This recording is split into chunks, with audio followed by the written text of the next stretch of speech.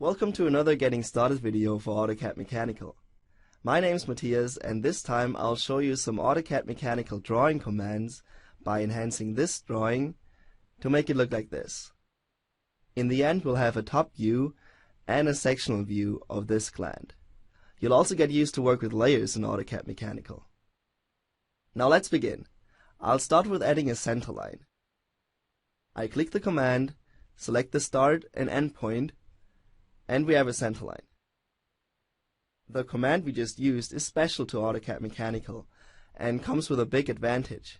Have you noticed the automatically created centerline layer? That's where AutoCAD Mechanical places all centerlines. You don't have to create or change layers yourself anymore. AutoCAD Mechanical does all the layer management for you. Now let's say you want to change the properties of all centerlines at once or rename the layer they are on. Then just click the Mechanical Layer Management button on the ribbon or type AM Layer in the command line. By the way, the letters A and M stand for AutoCAD Mechanical. Now even if you change the name, all centerlines will still be drawn on this layer. Next I'll show you another handy drawing feature, construction lines. Drawing becomes a lot easier when you use some of them. And in AutoCAD Mechanical, there are quite a few options to choose from. That means you're not restricted to the commands you might already know from AutoCAD.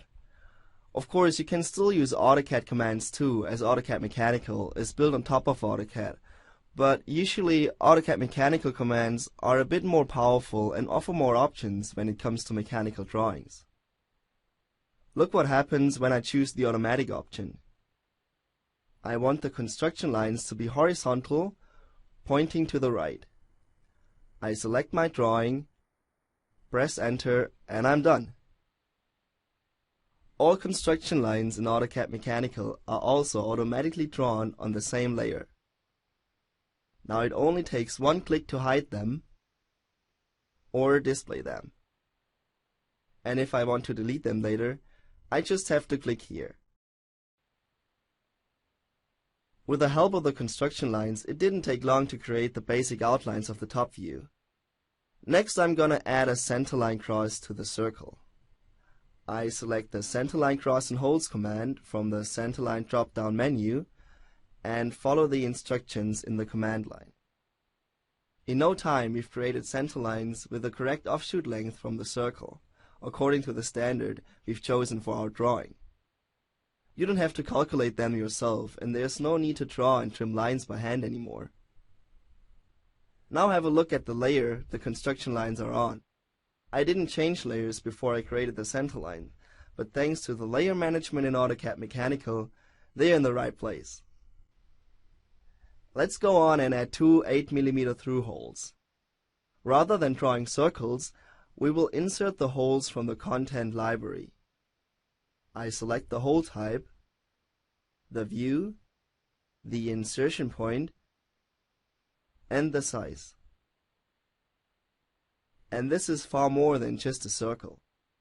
For example, I can now simply use the Power View command to generate the front view.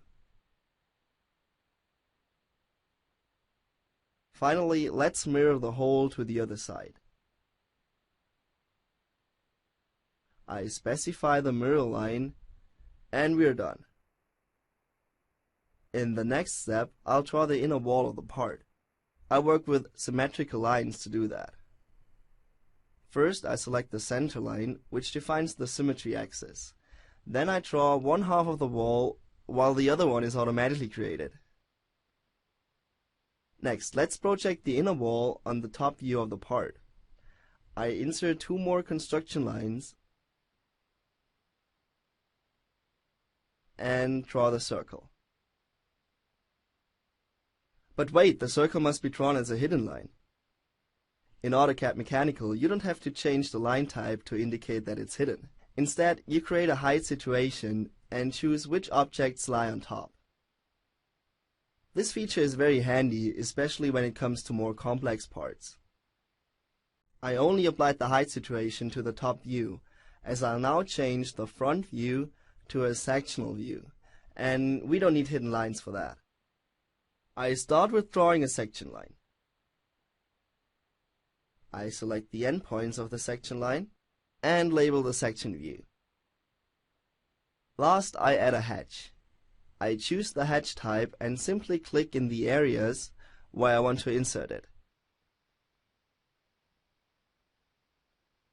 And that's it, we're done with our drawing. If you want to learn more about AutoCAD Mechanical, you can watch another Getting Started video or just play around with the commands for a bit.